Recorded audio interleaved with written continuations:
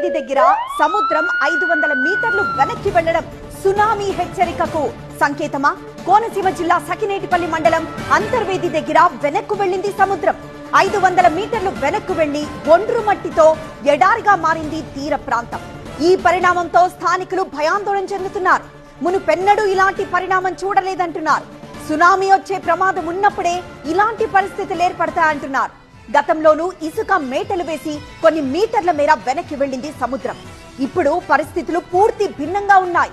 ఒండ్రు మట్టి ముందుకొచ్చి సముద్రం వెనక్కి వెళ్లడంతో చుట్టుపక్కల గ్రామస్తులు ఆందోళన చెందుతున్నారు. తీర ప్రాంతమంతా మోకాల్లోతు ఒండ్రు మట్టితో నిండిపోవడంతో పర్యాటకులు, భక్తులు సముద్ర స్నానానికి వెళ్లాలంటే భయపడిపోతున్నారు.